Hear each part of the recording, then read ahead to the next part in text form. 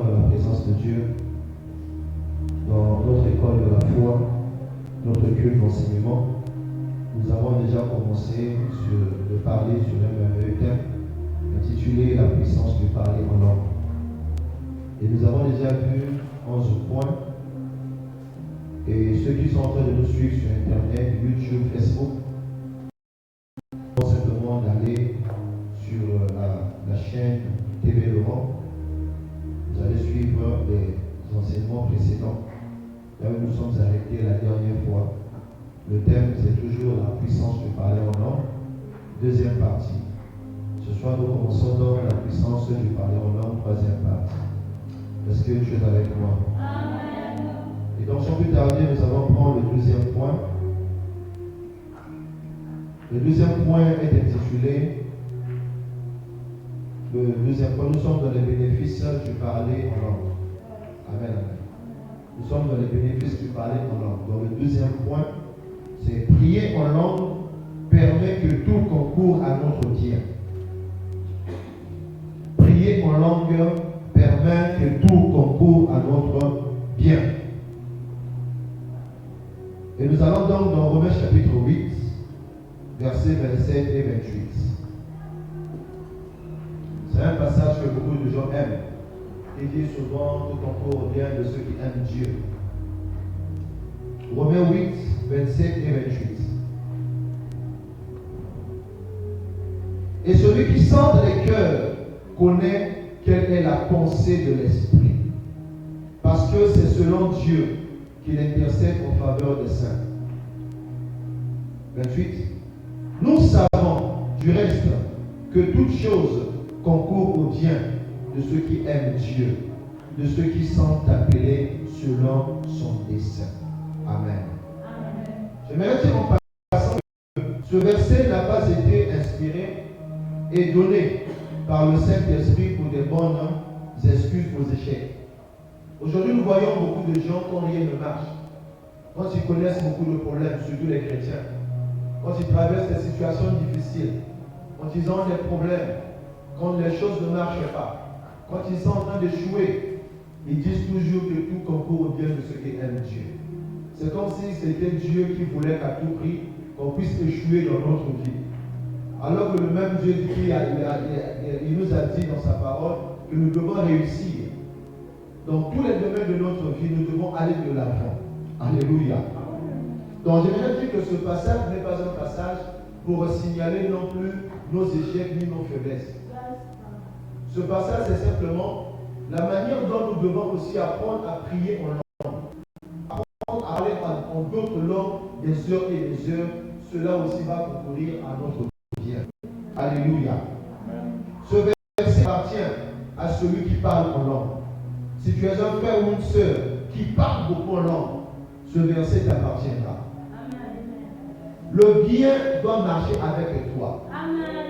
Tout ce qui doit se passer dans ta vie, puisque tu es enfant de Dieu, comment tu as connecté cette vie par le parler en langue. Ton esprit est tellement ouvert pour recevoir la pensée de Dieu. C'est pourquoi tout doit concourir à ton bien. Oh, je n'ai pas entendu de la main. Alléluia. C'est lorsque nous prions en langue que toutes choses vont commencer à travailler pour notre bien. Quand tu te mets à prier en langue, il y a des choses que tu ne connais pas. Il y a des choses que tu n'allais pas dire. Il y a des choses que tu n'avais aucune information.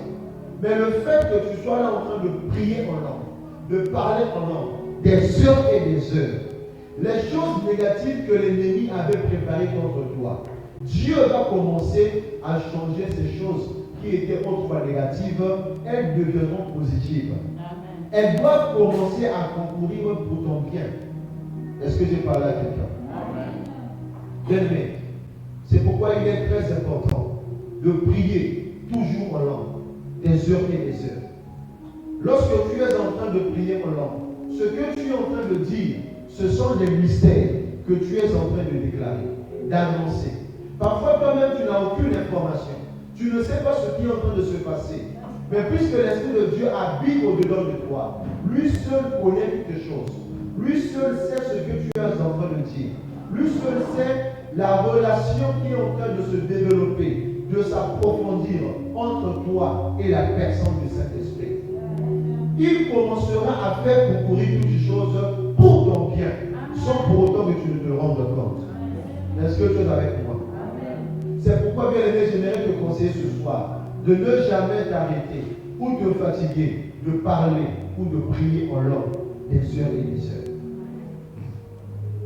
Même lorsque tu es ici à l'église, pendant les temps d'adoration, les temps de célébration, les temps où nous élevons le nom de Jésus, tu dois toutefois parler en d'autres langues. Parce qu'il y a des choses qui sont autour de toi. Si elles étaient négatives, elles doivent commencer à ouvrir ton bien. Est-ce que tu me comprends ce soir? Lorsque tu es en train de prier en langue, de parler en langue, tu es en train de dégager aussi l'atmosphère qui n'était pas peut-être propice autour de toi. Une mauvaise atmosphère que l'ennemi a envoyée autour de toi lorsque tu es en train de prier en d'autres langues. Le Seigneur, par sa grâce et par son esprit, va commencer à dégager tout nuage sombre. Alléluia. Il va commencer à dégager tout ce qui était mauvais autour de toi, afin que les bonnes choses puissent commencer à concourir pour ton bien. Est-ce que tu es avec moi ce soir? Donc ce verset, je disais que ce verset n'est pas un verset pour les échecs. Ce n'est pas un verset que non, voilà, j'ai échoué. Ah, tout concourt bien de ceux qui aiment Dieu. Beaucoup de gens disent cela. Beaucoup de gens le réclament, le déclarent, que tout concourt bien de ceux qui aiment Dieu. Bien aimé, Dieu ne va jamais se réjouir de ta mauvaise condition de vie. Dieu ne va jamais te réjouir de tes échecs. Dieu ne va jamais te réjouir lorsque rien ne marche dans ta vie. Dieu ne va jamais te réjouir lorsque tu es en train d'échouer dans tous les domaines de ta vie. Dieu ne va jamais te réjouir, du manque de travail dans ta vie, du manque de connaissances. Dieu ne va jamais se réjouir de ça. Parce qu'il ne va jamais tirer gloire, ni prendre plaisir lorsque les mauvaises choses arrivent dans ta vie tous les jours. Est-ce que tu es avec moi ce soir? Nous devons donc arrêter de dire à tout moment que tout provient de ceux qui aiment Dieu quand nous avons échoué. Tu as échoué dans un domaine, tu as échoué dans un mariage, tu as échoué dans les affaires. Ah, tout provient. Non. Arrêtons avec ça. Ne mettons pas tout sur Dieu. Parce que Dieu a dit dans sa parole que les projets qu'il a conçus pour nous sont des projets de bonheur, de paix et non ceux de malheur. Est-ce que tu es avec moi ce soir? Est-ce que tu peux apparemment commencer à enlever la mauvaise mentalité que tu avais les jours précédents? Commence à enlever, change de mentalité. Tu vas commencer à changer de mentalité. Ne sois plus comme tout le monde. Si tu déclarais le même verset comme tout le monde, je vais te dire ce soir que tu es interdit. Dieu t'interdit de déclarer ce verset lorsque tu as échoué. Amen, amen. C'est à toi de comprendre maintenant que Dieu t'appelle. Lorsque tu es en train de prier en langue, tout autour de toi doit commencer à concourir pour ton bien. Est-ce que j'ai parlé à quelqu'un? Alors, au 13e point. Prier en langue nous aide à penser comme Dieu. Prier en langue nous aide à penser comme Dieu.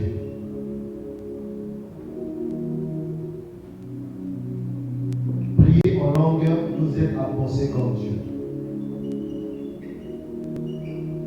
Alors dans Jean chapitre 14, verset 17. Jean 14, 17. L'esprit de vérité que le monde ne peut recevoir parce qu'il ne le voit point et ne le connaît point. Mais vous le connaissez, car il demeure avec vous et il sera en vous. Alléluia. Là, c'est le Seigneur Jésus-Christ qui est en train de parler à ses disciples. Que l'Esprit de Dieu, le Saint-Esprit, devait venir sur la terre. Il devait descendre sur chacun d'eux. Il devait les remplir afin que chacun puisse commencer à expérimenter les merveilles de Dieu. Afin que chacun puisse commencer à vivre les cieux tout en étant sur la terre. commencer à vivre sur la terre comme au ciel. Donc, prier en langue nous aide à penser comme Dieu. À la dernière partie du verset, la Bible dit que, mais vous le connaissez, car il demeure en vous, avec vous, et il sera en vous. Le Seigneur Jésus voulait que le Saint-Esprit de Dieu habite et demeure en chacun de nous.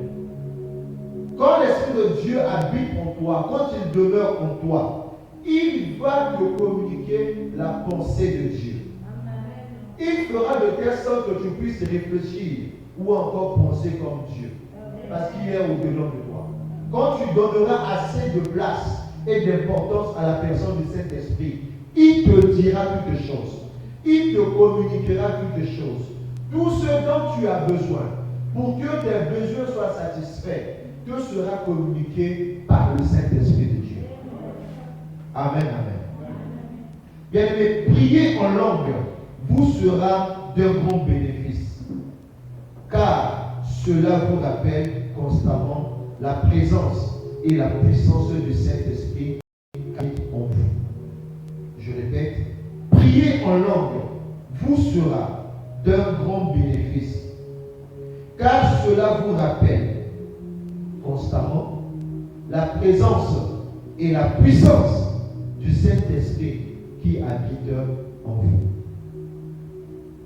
Prier en langue vous sera d'un grand bénéfice, car cela vous rappelle constamment la présence et la puissance du Saint-Esprit qui habite en vous.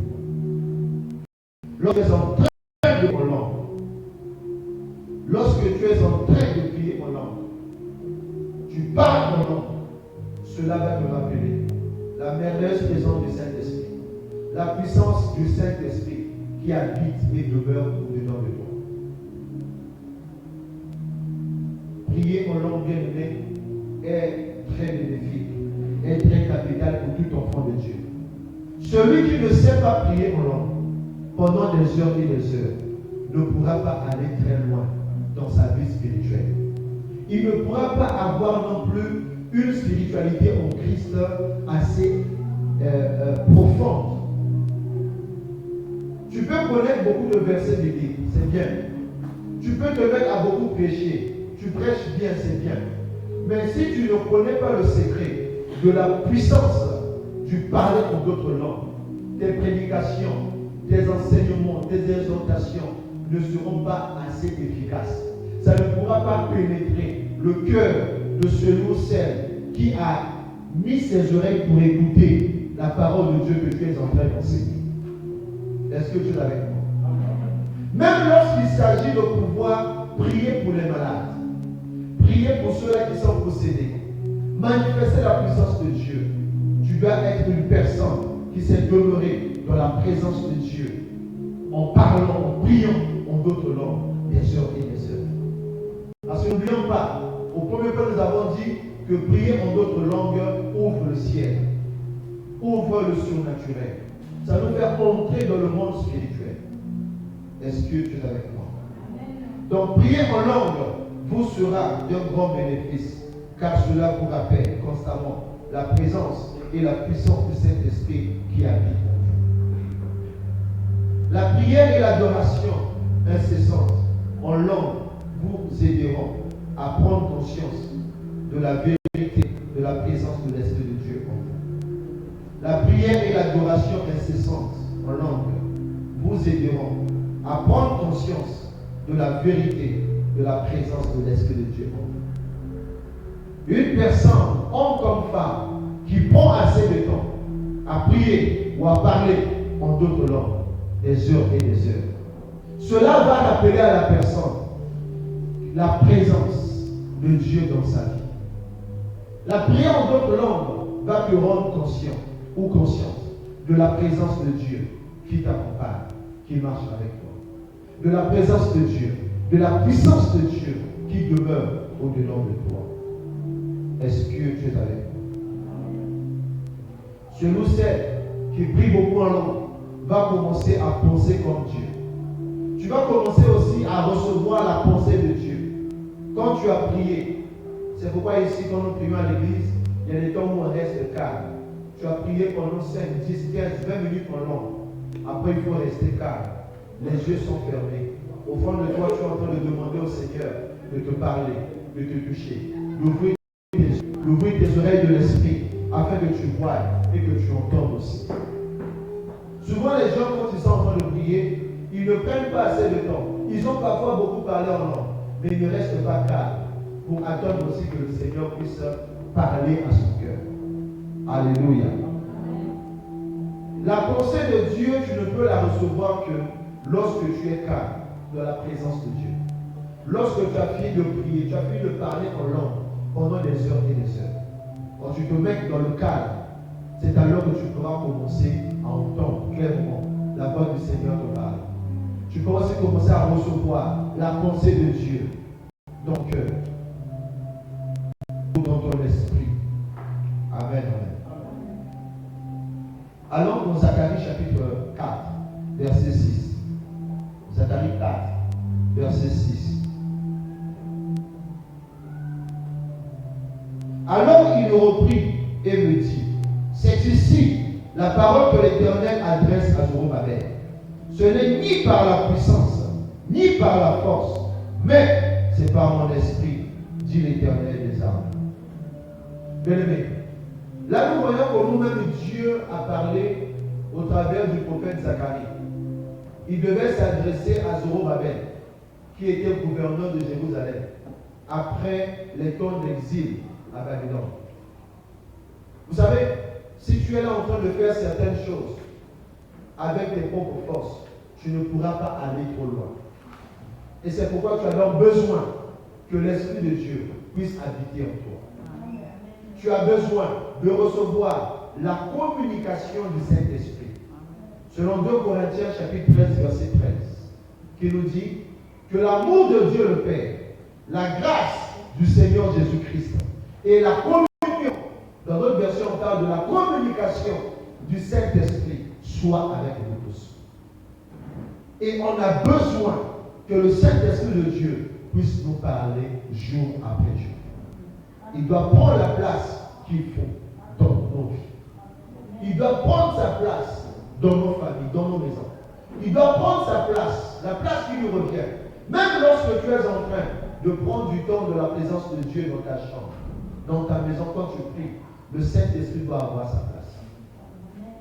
Est-ce que j'ai parlé à quelqu'un ce soir? Donc ce n'est ni par la puissance, ni par la force, mais c'est par mon esprit, dit l'Éternel des armées. C'est par le Saint-Esprit que tu pourras toutes choses. C'est par le Saint-Esprit que tu pourras connaître la pensée de Dieu. Et surtout pour les frères et les sœurs qui sont encore célibataires, qui cherchent à tout prix à se marier. Vous savez, un homme peut s'approcher de toi, te proposer en mariage. Mais tu ne peux pas dire oui si facilement. Tu ne peux pas être rapide de lui donner la réponse. Il faudrait que tu puisses aller faire mûrir d'abord la demande en mariage qu'on t'a faite. Je veux t'épouser, oui c'est bien. Je veux de toi, oui c'est bien. Ah, tu me plais beaucoup, oui c'est bien. Tu es une belle femme, oui c'est bien. Mais il faut aller aussi dans ta maison. Prends le temps de la présence de Dieu. Cherchons aussi la pensée de Dieu. Qu'est-ce que Dieu dit par rapport à cet homme qui est venu te proposer en mariage? Qu'est-ce que Dieu dit par rapport à cette femme que j'ai posée en mariage? Que tu dois à tout prix connaître la pensée de Dieu. Est-ce que Dieu est d'accord? Est-ce que Dieu accepte? Vous savez, il y a l'un des signes que beaucoup de gens négligent. Parfois tu as prié, tu n'as rien reçu. Tu n'as pas entendu la voix de Dieu. Tu n'as pas aussi reçu une vision de la part de Dieu. Tu n'as rien vu, tu n'as pas entendu. Mais il y a l'une des choses que le Seigneur peut t'accorder lorsque tu as prié par rapport à un sujet, surtout concernant le choix, c'est la paix dans ton cœur. Si tu as prié des heures et des heures, ou des jours après des jours, et que tu n'as pas la paix dans ton cœur, ça veut dire que le chemin que tu veux emprunter là n'est pas un bon chemin. Laisse. Est-ce que tu es avec moi? C'est l'un des signes qu'il faut retenir. La paix. Tu as prié par rapport à un sujet. Si tu n'as pas la paix dans ton cœur, arrête. Ne va pas loin. Arrête. Ça veut dire que Dieu n'est pas d'accord. Amen. Donc c'est lui qui dit que la paix qui surpasse tout nous sera accordée par lui. Mais quand tu pries que tu n'as pas la paix, c'est l'un des signes que le sujet que tu as apporté devant Dieu, c'est un sujet que le Seigneur n'a pas réglé. Si tu manques la paix quand tu pries pour quelque chose. Alléluia. Est-ce que tu me comprends ce soir? N'oublions pas que la vie est faite des choix et des décisions. Il y a certains choix, il y a certaines décisions que tu peux aussi faire. Mais il faut le faire, il faut prendre des décisions dans la présence de Dieu. En priant. Si tu n'as pas la paix de ton cœur, ça ne sert pas, arrête-toi. Ne va pas loin dans cette relation. Mais nous voyons aussi qu'il y a des frères ou des sœurs qui s'entêtent. Il a prié. Dieu n'a pas répondu à sa prière. Il sent qu'il n'a pas la paix dans son cœur, dans la relation là où il est entré. Au lieu d'arrêter cette relation-là, il s'est dit, ah non, il décide ma carte. Il décide. Même si c'est un païen là, ça va souvent marcher. Même s'il n'est pas spirituel, ça bien aimé. Il y a de ces choses où on ne force pas. Dans l'histoire du mariage là, il y a de ces choses qu'on ne force pas. Quand tu as déjà reçu un signe que ce n'est pas ça, c'est mieux d'arrêter. Oui, c'est mieux d'arrêter. Ne cherche même pas à aller loin. Sinon, tu vas aller épouser un païen, un gros bébé, et c'est toi qui vas commencer à faire beaucoup de choses dans la maison. Tu commences à souffrir dans la maison. Après, non, Dieu m'a abandonné. Non, Dieu ne t'a pas abandonné. C'est toi qui n'as pas su observer le signe que Dieu t'avait donné. Le manque de paix par rapport à un sujet. Quand tu as prié, tu as manqué la paix. Il ne fallait pas t'engager dans une relation. Il ne fallait pas t'engager dans un projet. Il ne fallait pas t'engager dans ce que tu es en train de faire. Est-ce que tu es avec moi? Amen. Donc ce n'est ni par la force, ni par la puissance, mais c'est par l'Esprit de Dieu. Dit l'Éternel. Allons dans Romains chapitre 8, versets 15 et 17. Romains 8, 15 et 17. 15 à 17. Romains 8, 15 à 17. Et vous n'avez point reçu un esprit de servitude. Est-ce qu'au milieu de nous, il y a quelqu'un qui a reçu un esprit de servitude? Hein? Pour être encore dans la crainte. Je vais dire quelque chose en passant. Est-ce que vous savez que celui qui parle beaucoup en langue, celui qui prie beaucoup en langue, ne peut jamais avoir peur de l'ennemi? Il ne peut jamais vivre et marcher dans la crainte de l'ennemi. Parce que son homme intérieur est déjà rempli du Saint-Esprit. La puissance de Dieu est dans le toi. Le Père, le Fils et le Saint-Esprit. Les trois constituent une seule personne. Et c'est la personne de la divinité qui habite au-dedans de toi. L'Esprit de Dieu qui a pour charge de remplir, c'est lui qui va te remplir pleinement. Tu ne peux pas vivre dans la peur, ni dans la crainte de l'ennemi. Amen, amen. Et vous n'avez point reçu un esprit de servitude pour être encore dans la crainte. Mais vous avez reçu un esprit d'adoption par lequel nous crions Abba, Père. L'Esprit lui-même rend témoignage à notre esprit que nous sommes enfants de Dieu. Or, si nous sommes enfants, nous sommes aussi héritiers. Héritiers de Dieu et co-héritiers de Christ. Si toutefois nous souffrons avec lui, afin d'être glorifiés avec lui. Bien-aimé, tu n'as pas reçu un esprit de servitude. Tu as reçu l'Esprit de Dieu dedans de toi. L'Esprit qui est en toi fait crier au-dedans de toi, Abba Père, source. Abba veut dire source. Dieu, le Père, est ta source. En Dieu, il n'y a pas de peur. En Dieu, il n'y a aucune crainte. Dieu n'a jamais eu peur de Satan et de ses démons. Toi aussi, en tant qu'enfant de Dieu, tu ne dois jamais marcher dans la peur de Satan et de ses démons. Tu ne dois jamais avoir peur des sorciers. Tu ne dois jamais avoir peur de tout agent de l'ennemi. Parce que l'Esprit de Dieu habite au-dedans de toi. Amen. La Bible déclare que celui qui est en vous est plus grand que celui qui est dans ce monde. Amen, amen. Amen. Peu importe la forme ou l'image que les démons peuvent prendre pour venir t'influencer, tu n'as pas le droit d'avoir peur. Est-ce que j'ai parlé à quelqu'un? Parce que tu n'as pas reçu l'esprit de servitude. Tu as reçu l'Esprit de Dieu au-dedans de toi. On va écrire en nota bene. Nota bene. Parler en langue vous fait comprendre que vous êtes enfant de Dieu. Parler en langue vous fait comprendre, ou encore vous rend conscient que vous êtes enfant de Dieu. Bien sûr, cohéritier avec le Christ, avec Jésus, et que le Saint-Esprit habite en vous. Parler en langue vous fait comprendre que vous êtes enfant de Dieu. Vous êtes enfant de Dieu. Cohéritier avec Jésus, et que le Saint-Esprit habite en vous.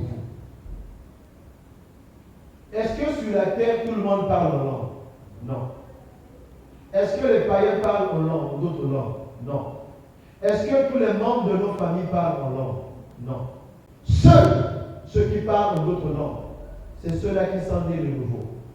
C'est ceux-là qui ont connu l'expérience de la nouvelle naissance.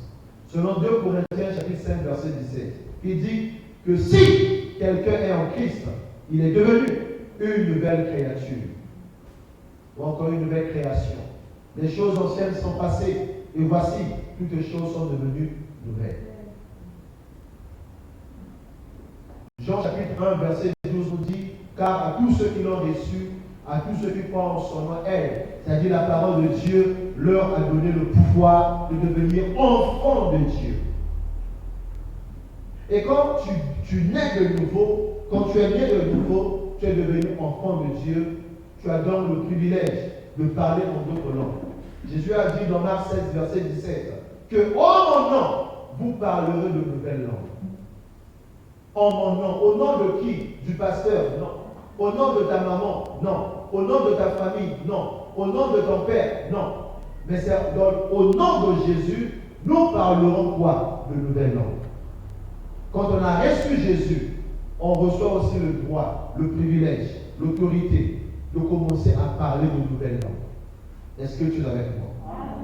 Donc lorsque tu parles en langue, cela te rend conscient que tu es enfant de Dieu. Tu es héritier de Dieu.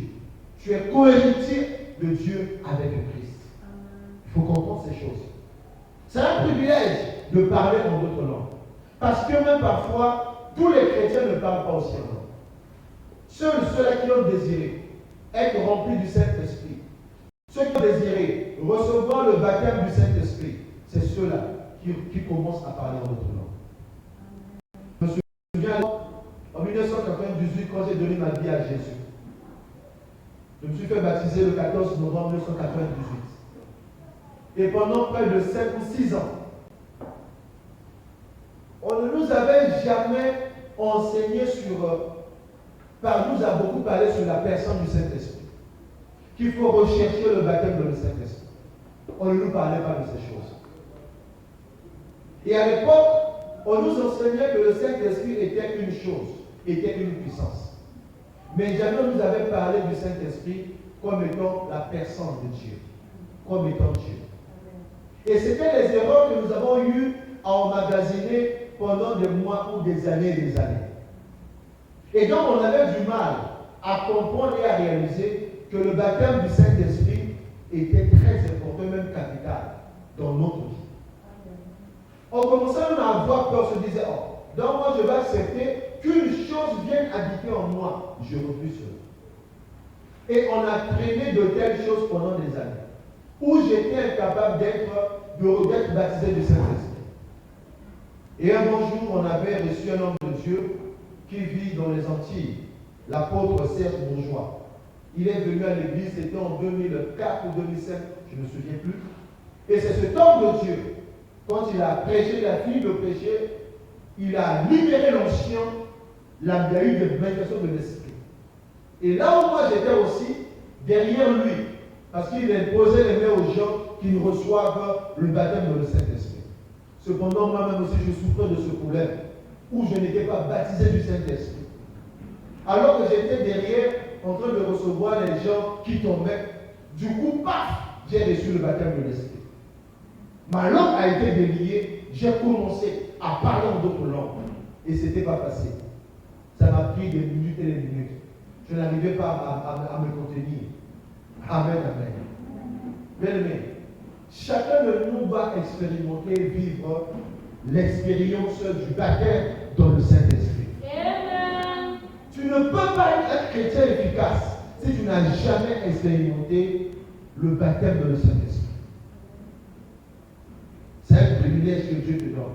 Cela montre et prouve que cette personne a été visitée par le Saint-Esprit. Est-ce que tu es avec moi? Amen. Et lorsque tu reçois le baptême dans le Saint-Esprit, même tes prières auront une certaine profondeur.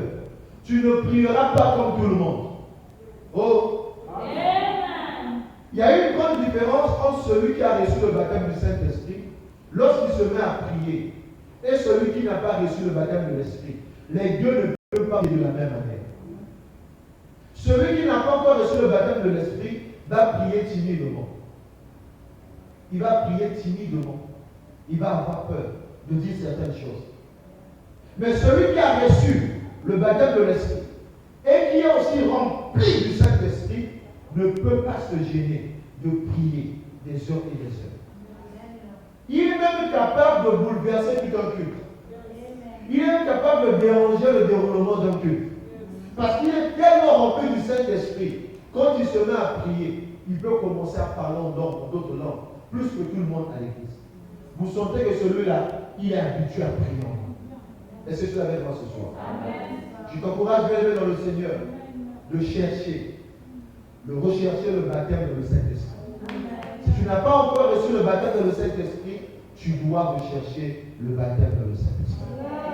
Car cela est très primordial pour nous. Nous avons écrit en remarque. Remarque, les langues alignent votre pensée sur celle de Dieu et sur le miraculeux. Les langues alignent votre pensée sur celle de Dieu et sur le miraculeux. Quand tu es en train de parler en langue, tes pensées seront alignées sur les pensées de Dieu. Les langues alignent votre pensée sur celle de Dieu et sur le miraculeux. Mettez ça comme remarque. C'est pourquoi, bien aimé, tu dois désirer, tu dois chercher à être profond. À être profond. Que ce soit dans les Écritures, que ce soit dans tes temps de prière. À être profond. Pour que tes pensées puissent s'aligner sur les pensées de Dieu. Parce que Dieu a dit dans sa parole dans Isaïe que mes pensées ne sont pas vos pensées. Amen, amen. Amen. Mais il faudrait que les pensées de Dieu, que nous puissions les recevoir. Parce que nous sommes en train de parler en d'autres langues jour après jour. Est-ce que tu es avec moi? Combien point maintenant? Combien point? 14e point. Prier en langue exalte Dieu. Prier en langue exalte Dieu. C'est-à-dire élève Dieu. Quand tu es en train de prier en langue, tu es aussi en train d'élever Dieu. Vous allez voir parfois quand nous prions ici à l'église, quand je demande parfois là où tu es, commence à parler, commence à prier en d'autres langues. Ça permet de libérer une certaine atmosphère. Et puis ça élève aussi Dieu. N'oublions pas, dans 1 Corinthiens 14, l'apôtre Paul a dit que ce sont des mystères. Celui qui parle en langue, qui prie en langue, il s'édifie lui-même parce qu'il est en train de s'adresser à Dieu. Ce sont des mystères qu'il est en train d'annoncer, de déclarer, de proclamer. Et lorsque nous sommes ensemble, 100 personnes, 200, 300 personnes, si toutes ces personnes sont baptisées de l'Esprit et qui sont remplies du Saint-Esprit aussi, et qui a pour signe évident le parler en d'autres langues, quand on se met à tous parler en langue, l'atmosphère sera saturée et chargée de la présence de Dieu. Amen. Les mystères de Dieu vont commencer à se révéler. Le ciel sera grandement ouvert. Et les anges vont commencer aussi à monter et à descendre au milieu de nous. Amen. Amen, amen. Parce que Dieu est élevé. Quand Dieu est élevé, il relâche sa gloire. Ce qu'on appelle par la carotte, ou la doxa, ou la shekina. Le poids de Dieu, la gloire de Dieu. C'est ce que Dieu répond lorsqu'il est élevé, lorsqu'il est exalté. Allons dans Actes des Apôtres, chapitre 10, verset 45 et 46 à 46. Actes des Apôtres 10, 45 à 46.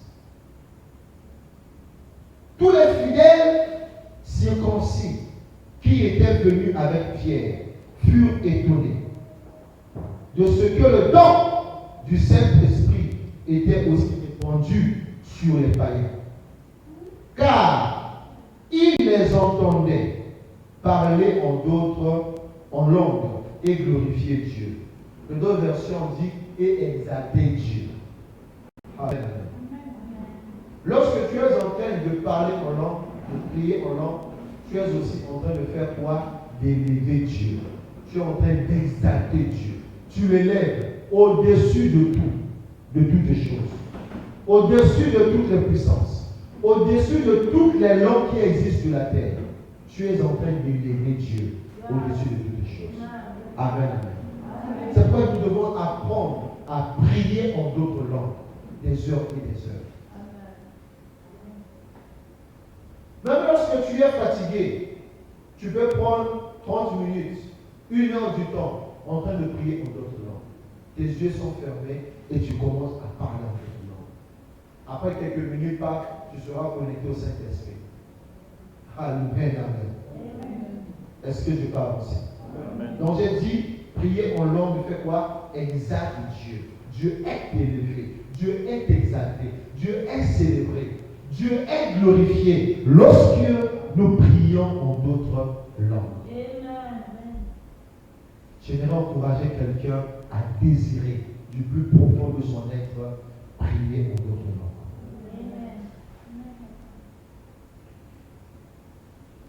Allons au 15e point. Prier en langue apporte un rafraîchissement spirituel et du repos. Prier en langue apporte un rafraîchissement spirituel et du repos. Prier en langue apporte un rafraîchissement spirituel et du repos. Prier en langue apporte un rafraîchissement spirituel et du repos. Je vais dire à quelqu'un, parfois tu es fatigué, parfois il y a des batailles autour de toi. Tu ne sais pas ce qu'il faut faire. Je vais te conseiller de beaucoup prier en langue. Je te conseille de beaucoup prier en langue. Vous savez, même l'apôtre Pierre a annoncé un temps de rafraîchissement. Il a annoncé un temps de rafraîchissement. On peut le lire dans Actes chapitre 3, verset 19. Actes 3, verset 19. Vers la fin, il dit, afin que des temps de rafraîchissement viennent de la part du Seigneur. Des temps de rafraîchissement. Comment voulez-vous que les temps de rafraîchissement viennent lorsque tu ne prends jamais assez de temps à prier en d'autres langues? Quand on parle des temps de rafraîchissement, on parle des temps où l'Esprit de Dieu doit prendre le contrôle. Selon Zacharie 10, verset 1 aussi. Zacharie 10, verset 1. La Bible nous dit de demander à l'Éternel la pluie du printemps. Et Dieu enverra la pluie. Il répandra la pluie. Et cette pluie, c'est le Saint-Esprit. Cette pluie doit se répandre. Cette pluie doit arroser la terre. Cette pluie doit toucher des nations, doit toucher des hommes et des femmes. Le Saint-Esprit de Dieu doit toucher plusieurs personnes.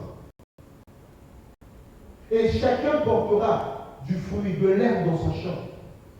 Est-ce que tu es avec moi? Amen. C'est ça le temps de rafraîchissement. Tu ne peux pas te rafraîchir si tous les jours tu ne pries qu'en français, ou en anglais, ou en lingala, ou en latin, en dodo. Je ne sais pas quelle langue tu utilises. Bien aimé, on a besoin de parler la langue du ciel. Il faut céleste. Le parler en langue, c'est la langue que Dieu, que le Père Céleste nous a donnée. Lorsque tu es en train de parler en d'autres langues, bien aimé, tu te rafraîchis spirituellement toi-même. Et tu entres aussi dans le repos.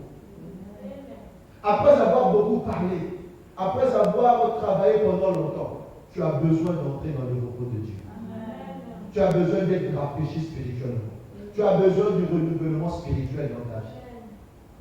Et ces choses se passent lorsque tu prends du temps de la présence de Dieu en d'autres langues, tu pries en d'autres langues. Vous savez, il y a un homme de Dieu qu'on appelle John Jelek.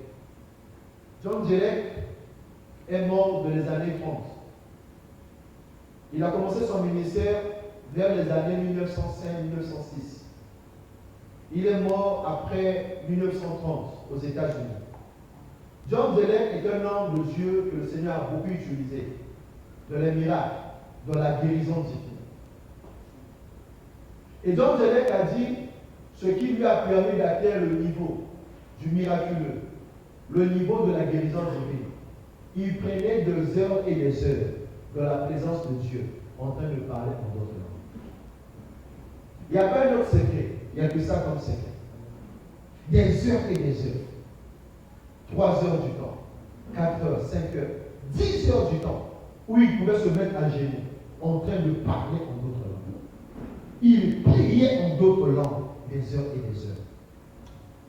Et c'est ce qu'il a laissé comme héritage. Tout ce qu'il a manifesté.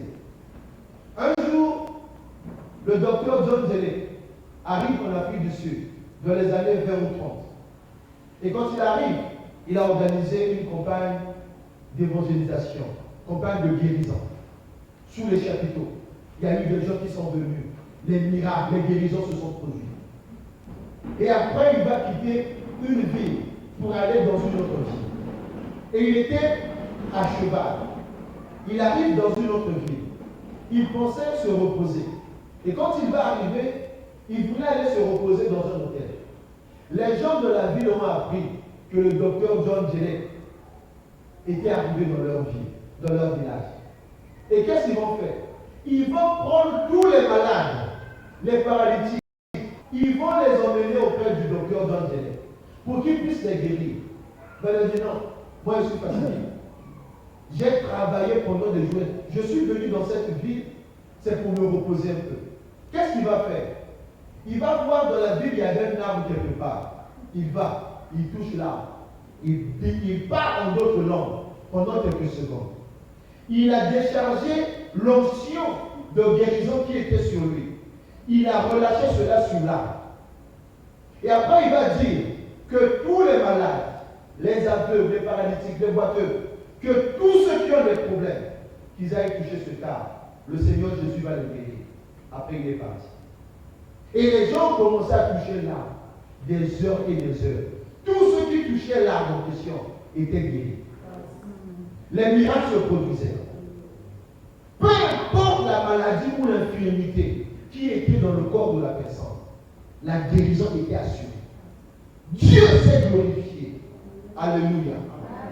Bien aimé, le parler en langue est le secret de tout homme de Dieu. Quand tu veux entrer dans une autre dimension spirituelle, quand tu veux commencer à opérer même dans la puissance, à chasser les démons, quand tu es ici, on est en train de prier, on a fini la prédication, c'est le temps de prier. Parfois, je n'ai même pas besoin d'imposer les mains aux gens, je ne fais que parler. Et quand je parle, l'onction se manifeste. Les gens sont touchés. Les anges de Dieu sont en nous. Pourquoi? Parce que mon homme intérieur est pleinement rempli du Saint-Esprit et du parler en d'autres langues. Est-ce que vous êtes avec moi? Bien aimé, nous devons vivre la puissance. Nous devons vivre ce qu'on appelle l'apostolique. C'est-à-dire être comme les apôtres. Manifester les mêmes choses que les apôtres ont manifestées. Le ministère de guérison. L'opération des miracles. La délivrance. La puissance de Dieu dans tous les domaines. C'est ce que l'Église du Seigneur doit démontrer sur la terre. Et ces choses, pour qu'elles se manifestent, nous devons être conscients que le parler en langue est l'une des clés qui permet de faire éclater la puissance de Dieu au milieu de nous. Est-ce que j'ai parlé à quelqu'un? Vous voyez par exemple l'apôtre Paul, il pouvait dire quoi? Que je parle, je rends grâce à Dieu, parce que je parle en langue plus que vous tous. Vous voyez? C'est comme si l'apôtre Paul s'est vanté du parler en d'autres langues. Mais il ne s'est pas du tout vanté. Il ne faisait que dire la vérité. Est-ce que tu te fais avec moi? Il avait le secret de beaucoup parler en d'autres langues. Et c'est ça aussi qui a rendu son ministère très efficace.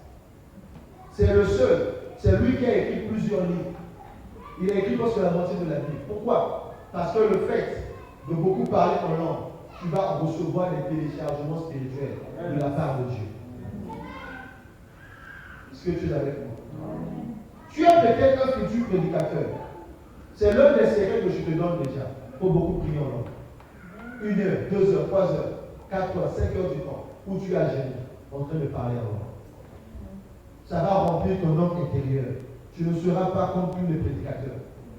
Quand tu vas commencer à prêcher, quand tu vas commencer à prier pour les gens, quelque chose doit se passer. Amen. Est-ce que nous sommes ensemble? Amen. Allons dans Ésaïe 28, versets 11 et 12. Nous avons dit que prier en langue apporte un rafraîchissement spirituel et du repos. Regardez comment Dieu a parlé à son peuple. Ésaïe 28, 11 et 12. Il dit, eh bien, c'est par des hommes aux lèvres balbutiantes et au langage barbare que l'Éternel parlera à ce peuple. Il lui disait, voici le repos, laissez reposer celui qui est fatigué. Voici le lieu du repos, mais ils n'ont point voulu écouter. Vous voyez? Dieu voulait que Judas puisse entrer dans le repos. Mais Judas n'a pas voulu. Et Dieu va dire que ce peuple va entendre. Dieu parlera à ce peuple au travers des hommes qui ont un langage barbare.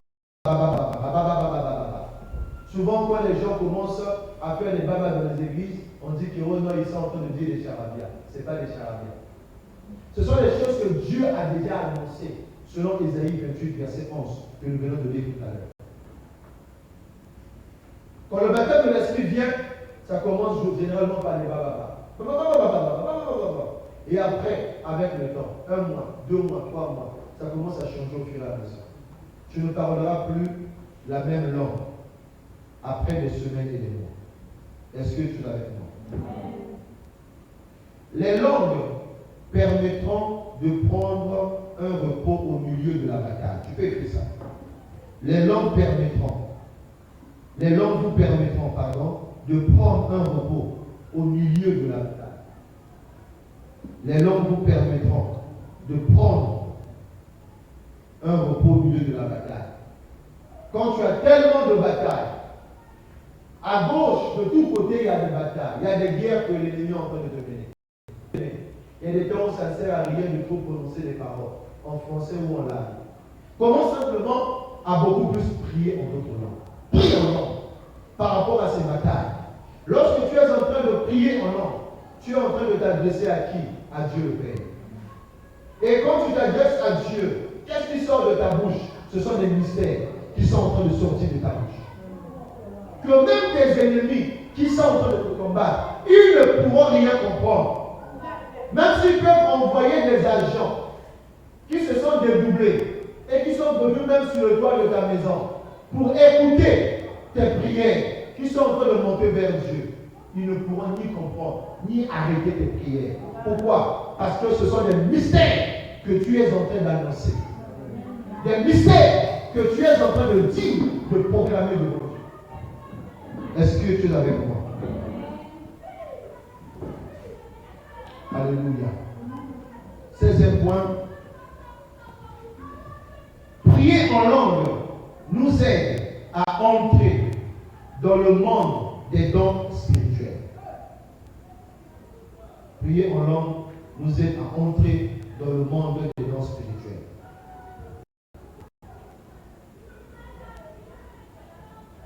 Prier en langue nous aide à entrer dans le monde des dons spirituels. Lorsque quelqu'un veut commencer à manifester les dons spirituels, il doit être une personne qui sait beaucoup prier, surtout en notre langue. La Bible nous dit dans 1 Corinthiens 12, verset 7, que tu peux noter. La Bible dit quoi? Or, la manifestation de l'Esprit est donnée à chacun pour l'utilité commune. Au verset 1er, l'apôtre Paul dit quoi? Que ne soyez pas ignorants en ce qui concerne les dons spirituels. Dans Actes chapitre 19, lorsque l'apôtre Paul est arrivé dans cette grande ville appelée Éphèse, il y avait 12 disciples qui n'ont connu que le baptême de Jean. Les disciples de Christ, mais qui aucun d'eux n'avait la capacité de parler en d'autres langues. Pourquoi? Parce que personne n'avait reçu le baptême de le Saint-Esprit. Et quand l'apôtre Paul va arriver dans cette ville, il va encore faire quoi? Prendre les disciples, les 12, les enseigner en ce qui concerne la personne de l'Esprit. Il leur avait dit, avez-vous reçu le Saint-Esprit? Après avoir cru, ils ont répondu à Paul qu'on nous avait parlé du Saint-Esprit. Donc eux aussi, ils n'avaient jamais reçu le Saint-Esprit. Et Paul va les enseigner. Et il va encore les baptiser de nouveau. Il avait dit que l'apôtre Paul, après les avoir baptisés, il leur a imposé les mains. Il leur imposa les mains. Il leur a communiqué la grâce de recevoir le baptême de le Saint-Esprit. Il leur a communiqué la grâce d'être remplis du Saint-Esprit. Il leur a communiqué la grâce de commencer à parler en d'autres langues. Il leur a communiqué ça aussi, cette grâce de commencer à prophétiser. Et quand vous lisez dans Actes 19, je crois que c'est le verset 6, où on nous dit que ils se mirent, ils furent remplis du Saint-Esprit, ils furent baptisés du Saint-Esprit, et ils ont commencé à faire quoi? À parler en d'autres langues et prophétiser. Amen, amen. Parfois, nous cherchons à prophétiser. L'un des signes ou l'une des clés qui nous permet d'atteindre cette dimension, c'est de parler en d'autres langues. Un jour, je suivais un homme de Dieu qui disait, ça faisait 5 ou 10 ans en arrière, il ne pouvait pas atteindre la dimension, c'est un prophète, la dimension qu'il a pu atteindre là, il ne pouvait pas l'atteindre. Ce qui lui a permis que cette dimension soit débloquée, il a pris des heures et des heures, 4 heures, 5 heures du temps. La nuit que tout le monde dormait, il se mettait à prier en d'autres langues. Et Dieu a libéré le ciel sur sa vie. Il a commencé à voir d'une manière extraordinaire. Il a commencé à prophétiser d'une manière extraordinaire. Et c'est aussi l'une des clés qu'il a données le jour qu'il était en train de faire son enseignement. Alléluia. Amen. Si on n'enseigne pas ces choses, seuls les pasteurs, les hommes de Dieu, pourront réaliser les exploits par rapport aux simples chrétiens, aux simples fidèles. Est-ce que vous le savez? C'est bon, vous allez voir dans certains endroits, le prophète manifeste beaucoup de dons. Mais aucune fidèle de l'Église ne peut manifester des dons spirituels. Parce que lui, il connaît les secrets qu'il ne peut pas donner à l'Église. Il connaît les choses qu'il faut faire, mais il ne veut pas enseigner ces choses à l'Église. Souvent les hommes me disent, oh non, on va devenir nombreux dans l'Église là. Ça là, c'est mon gagne-pain. Je ne veux pas donner les secrets aux chrétiens. C'est mon gagne-pain. Vous voyez? C'est ce qui se dit. Ils veulent garder les secrets eux-mêmes. Alors que nous sommes une armée. Dans une armée, s'il y a beaucoup d'aveugles, s'il y a beaucoup de malentendants, cette armée-là, c'est une armée des paralytiques. C'est une armée boiteuse. Elle ne pourra pas aller de l'avant. C'est ce avec moi. Amen. La force d'une armée, c'est le renseignement. Une armée doit connaître le renseignement. Et nous qui sommes l'armée de Dieu aussi sur la terre, nous devons être forts dans le renseignement. C'est quoi le renseignement? Ce sont les visions que nous devons recevoir de la part de Dieu. C'est écouter la voix de Dieu. C'est quoi encore? Les anges que nous recevons quand nous dormons. Ça fait partie des renseignements que Dieu peut nous donner. Pour que nous soyons une armée efficace. Regardez le disciple du prophète Élisée. Alors qu'ils étaient entourés par une armée syrienne. Lui, il n'avait pas les yeux pour voir. Il a commencé à paniquer. Il a crié, ah, homme de Dieu, voilà, il y a une grande armée. L'armée étrangère est là. Il a paniqué. Il a eu peur. Mais quand le prophète a dit simplement, oh, ceux qui sont avec nous, ils sont au plus grand nombre. Et il va prier, Éternel, ouvre les yeux de mon serviteur, afin qu'il me voie. Et quand il a vu, il s'est rendu compte que ceux-là qui étaient avec Élisée étaient au plus grand nombre par rapport aux chars des Syriens qui étaient venus pour prendre Élisée. Bien aimé, c'est pourquoi dans une église, il faudrait qu'il y ait beaucoup d'hommes et de femmes, que ce soit le pasteur, les responsables des départements, les ouvriers de l'église. Tout le monde doit être capable d'entendre la voix de Dieu, doit être capable aussi de voir au moins une image, une vision de la part de Dieu. Parce qu'il y a des choses, si moi je n'ai pas vu, celui qui est à côté de moi doit voir. Si lui n'a pas vu, une autre personne doit voir. Est-ce que tu es avec moi? C'est très important. On ne doit pas être une armée des aveugles. Si nous sommes une armée des aveugles, mais qui va conduire l'autre? Nous devons voir. Nous devons entendre. Et toutes ces choses ont pour clé le parler en d'autres langues. C'est ça qui va déverrouiller les choses. Dans les jours qui viennent, nous allons prendre du temps à prier beaucoup plus en langue. Quand tu arrives à l'église, il n'y aura que le synthé. Selon le playlist qui est en train de jouer, on prendra 2 heures du temps. Tu dois prier en langue, tu pries toi-même. Ce sont des choses qui permettront de déclencher un réveil. Il faudrait que les fidèles dans les églises puissent avoir assez de temps de la présence de Dieu. Parfois, nous calculons.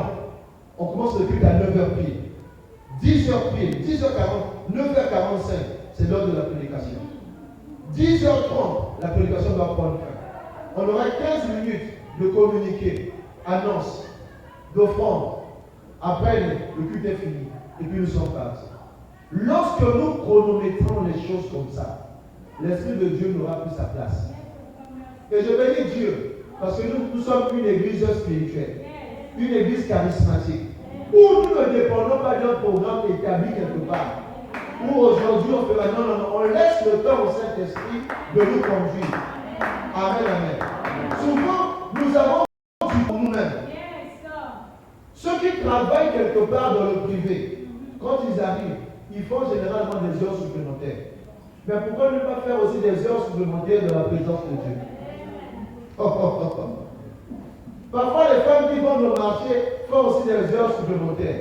Elles disent dernier mon gars. Mais pourquoi ne pas aussi faire des heures supplémentaires de la présence de Dieu?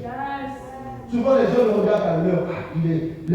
Le pasteur a dépassé à l'heure. Je suis fatigué. Tu vas vivre à la nuit. Bien aimé, il y a de ces choses pour les recevoir. Ça prend du temps. Essayez de parler à quelqu'un ce soir. Ça prend du temps. Plus ça prend du temps, plus aussi tu vas commencer à les recevoir. Quand tu veux, si tu veux par exemple manger la moire, beaucoup de femmes n'aiment pas préparer la moire. Vous savez pourquoi? Il y a trop de travail à faire.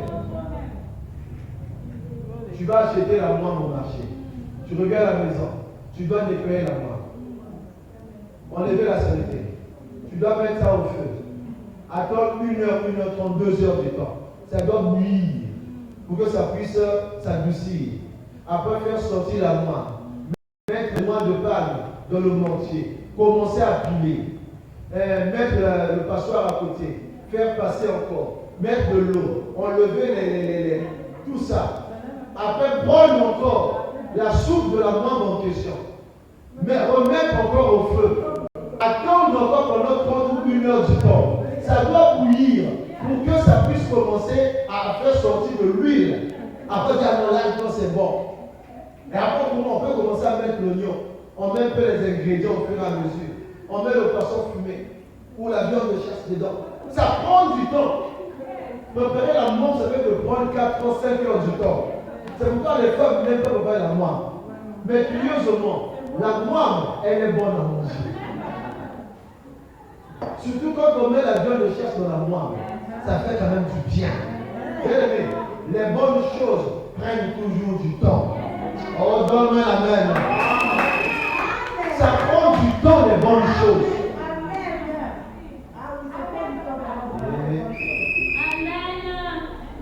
Moi, je sais faire la cuisine. Quand je dis on fait ça, parce que j'ai déjà préparé la moi.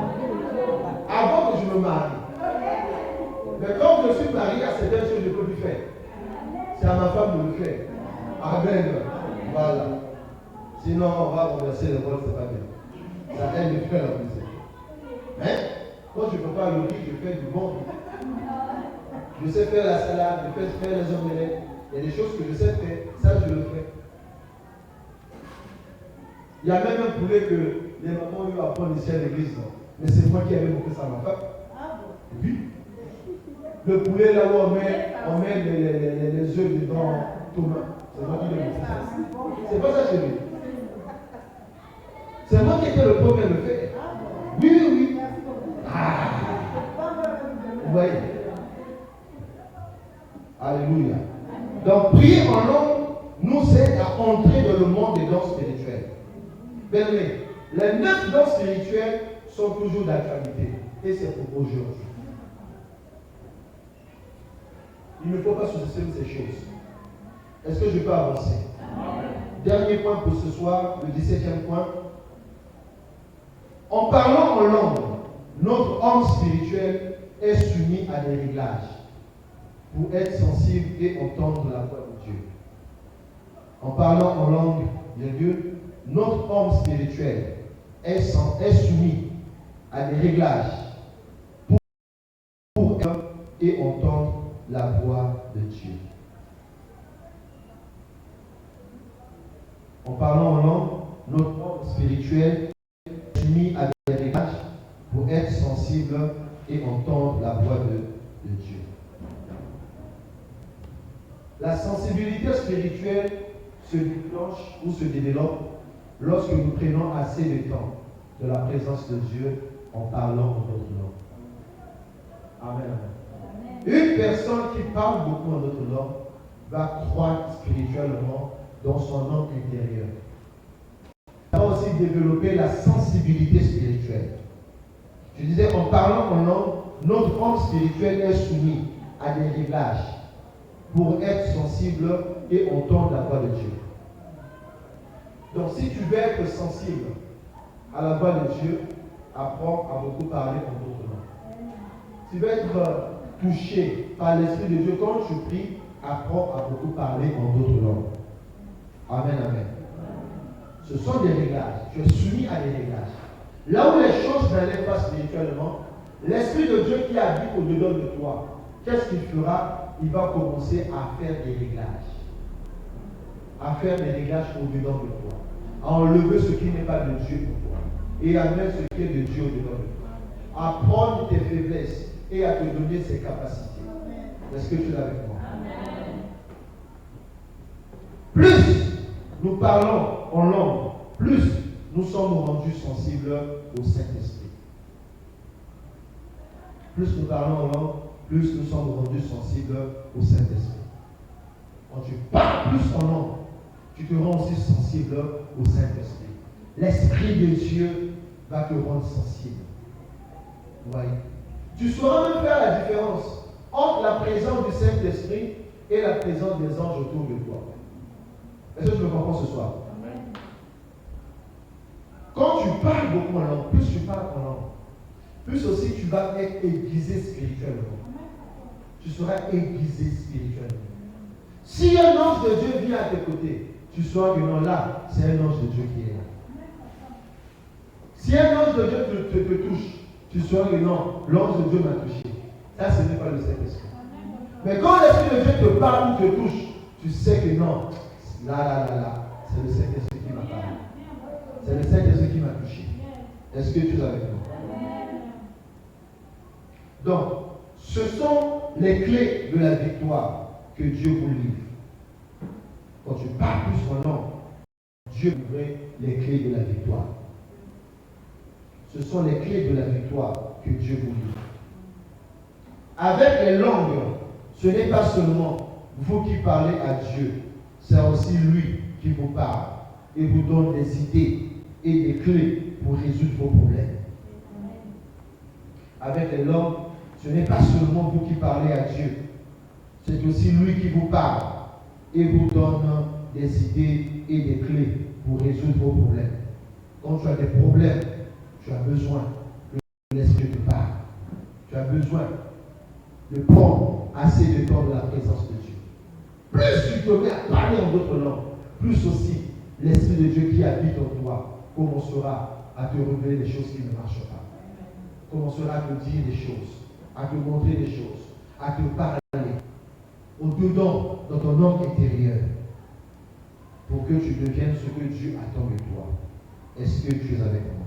Amen. Alléluia. C'est le dernier point de ce soir. Ça nous a été par là. Mardi prochain, ce n'est pas possible parce que nous allons commencer notre semaine de consécration à partir de ce lundi 30 septembre. Déjà, nous allons commencer la semaine de consécration, le jeûne et la prière. Lundi, on va déjà commencer. Donc, cela veut dire qu'on reviendra dans 2 semaines pour poursuivre la 4e partie de l'enseignement sur la puissance du parler en d'autres langues. Amen. Voilà. Est-ce qu'on peut prier ensemble? Frère le piano, s'il te plaît.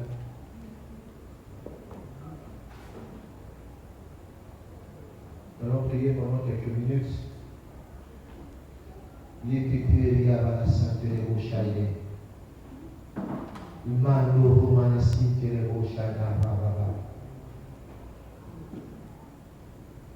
Alléluia. Commence à parler au Seigneur. Commence à parler au Seigneur. Commence à parler au Seigneur.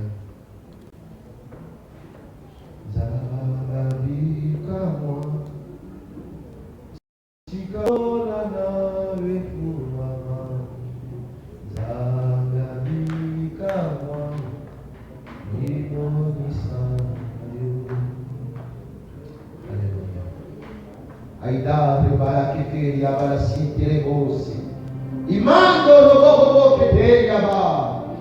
Mando romai che te riava la si che te riava la solo robo. Shadar